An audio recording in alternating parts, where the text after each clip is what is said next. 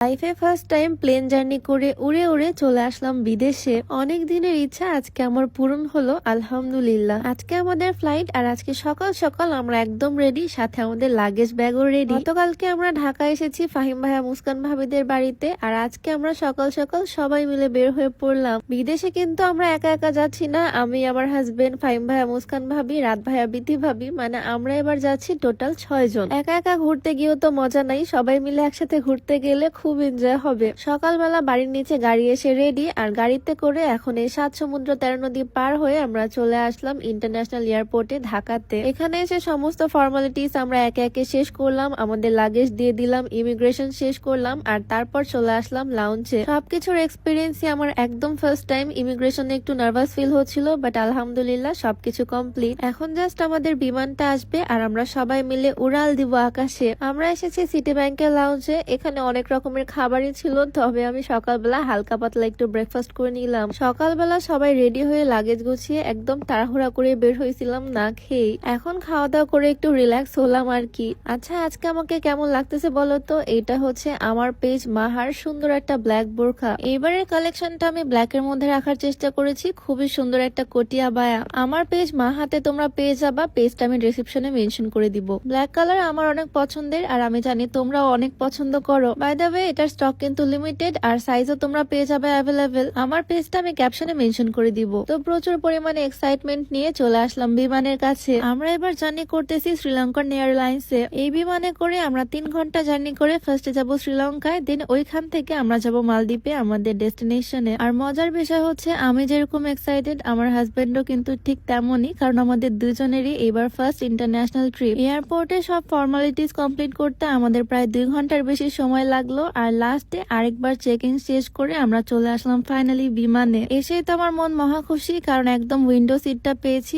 আর একদম ফার্স্ট রোতে, একদম ফার্স্টে বসে এয়ার হোস্টেসদের দেখতে দেখতে পুরো জার্নি করতে হবে। চেয়েছিলাম একটা উইন্ডো, বাট পেয়ে গেলাম 2টা উইন্ডো পাশাপাশি। তবে বিমানে এসে আমরা আলাদা হয়ে গেলাম, আমাদের 6 জনের গ্রুপটা আলাদা হয়ে গেল। ভাইয়া ভাবিরা বসছে ওই পাশে, আর আমরা 2 জন এসে বসলাম আরেক পাশে। যাই হোক, বিসমিল্লাহ বলে অবশেষে আমাদের জার্নি শুরু করলাম। শুধু আল্লাহর কাছে একটাই দোয়া করতেছিলাম, কোনো বিপদ আপদ যাতে না আসে। প্লেন টেক অফের সময় এই ভিডিওটা আমি করে রাখছিলাম, তোমাদের সাথেও শেয়ার করলাম। একটু আগে ছিলাম মাটিতে, আর এখনই উড়াল দিলাম আকাশে। আমি শুধু অবাক হয়ে দেখতেছি নিচের দৃশ্যগুলো, বাড়ি ঘর বিল্ডিং সবকিছু কত ছোট ছোট লাগতেছে। দেখো কি এক অদ্ভুত টেকনোলজি, আমাদের এত ওজন নিয়ে এত মানুষ নিয়ে আকাশে উঠতেছে এই প্লেনটা। প্লেন সৃষ্টি করছে যদিও মানুষ, তবে মানুষের মাথায় এত বুদ্ধি দিয়েছে, মানুষকে সৃষ্টি করছে আল্লাহ। সৃষ্টির সবকিছুই আসলে সুন্দর, তাই না? আমার যেহেতু একদম ফার্স্ট টাইম এক্সপিরিয়েন্স, তাই সবকিছু মিলিয়ে আমার এক্সপিরিয়েন্সটা দারুণ। ফার্স্ট টাইম প্লেন জার্নির এই এক্সপিরিয়েন্সটা সারা জীবন মনে থাকবে। বিয়ে করলে মনে হয় আস্তে আস্তে সব স্বপ্নই পূরণ হয়ে যায়। যাই হোক, প্লেনে কিছুক্ষণ বসেছিলাম, আর তারপরে চলে আসলো আমাদের খাবার। যেহেতু এটা শ্রীলঙ্কান এয়ারলাইন্স, তাই এখানকার খাবার দাবারও সব সেখানকার ট্রেডিশনারি। এখানে লাঞ্চে ছিল জিরা রাইস, সাথে একটা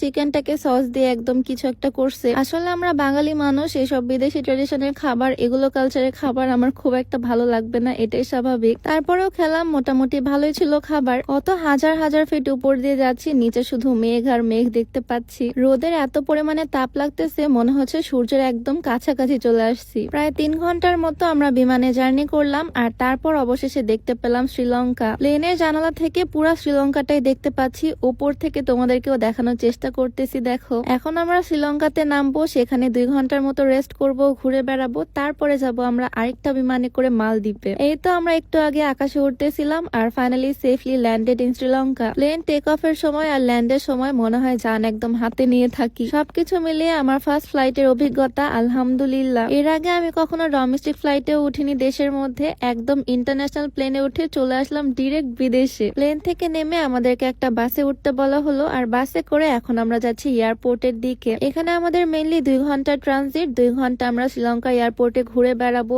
এইখানে পরিবেশটা দেখবো, আর তারপর আরেকটা বিমানে উঠবো। শ্রীলঙ্কার এয়ারপোর্টটাও অনেক সুন্দর। এখানে ঘুরে ঘুরে আমার বোরখাটার কিছু শুট নিচ্ছি, যাতে আমার পেজে আপলোড করতে পারি। আমাদের পেজে নিউ বোরখা কালেকশনটা কেমন হয়েছে কমেন্টে অবশ্যই জানিও। শ্রীলঙ্কার এয়ারপোর্টে আমি ঘুরে ঘুরে দেখতেছি এখানে কি কি পাওয়া যায়। অনেক অনেক দোকান দেখতে পাচ্ছি আশেপাশে। এখানে এসে যা বুঝলাম, শ্রীলঙ্কায় মেবি চা অনেক ফেমাস, জায়গায় জায়গায় শুধু এত এত চায়ের দোকান। তবে এত এত ফ্লেভারের চা এখানে থাকলেও সবসময় আমি যে চাটা খাই সেইটা হচ্ছে এই স্লিমিং টি। এই স্লিমিং টিটা একদম প্রাকৃতিক উপাদান দিয়ে তৈরি, তাই কোন রকমের সাইড এফেক্টের ভয় নাই, ওজন তো কমবে, সাথে গ্যাস্ট্রিকের সমস্যাটাও দূর হবে। এটা তোমরা পেয়ে যাবা beauty by Lim Facebook page থেকে। পেজটা আমার ডেসক্রিপশনে মেনশন করে দেওয়া থাকবে আর নাম্বারটাও স্ক্রিনে দিয়ে দেওয়া থাকবে।